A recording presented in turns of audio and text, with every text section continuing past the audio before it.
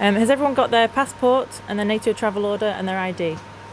It's not the usual working environment for Ailsa Birchenough, but today the psychiatric nurse from Bury has swapped her hospital for a Hercules. I only found out the squadron existed when I was a student nurse, because I met a nurse that did this and she told me all about it, and it just sounded challenging and something exciting. Aeromed is essentially the return of ill or injured patients from wherever they are back to the UK. There is a bit more to it than that, sometimes within theatre, so from Helmand up to Kandahar, that sort of thing. But it's essentially moving patients from one place to another. Right. There you go.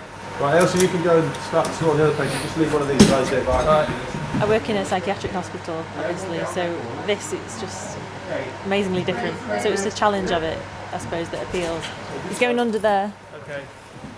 The scenario is that the aircraft has landed in Kandahar.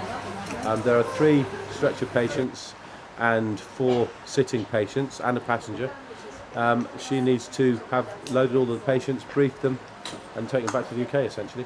We could make it as realistic as we like. We can have enemy activity, we can have IEDs, we can get guys in body armour, helmets, armed, blank ammunition, the whole thing. We can make it really realistic if we need to. There's a lot of people that aren't from medical backgrounds at all. A lot of them come from vastly different jobs, like one works for the Highways Agency, one works for Buckingham Palace, one works in a language school. They're all completely different. We've got people who work for the water board, we've got people who are managers of companies, all security guards, all sorts of different backgrounds outside of the healthcare profession.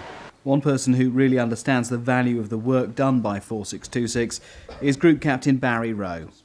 They provide everything from the front end, so the medical emergency response teams, personnel who are literally scooping people up off the battlefield and then moving them back to higher echelons of medical care, right the way through to clinicians working in the hospital and then on to aeromedical evacuation back to the UK for definitive treatment.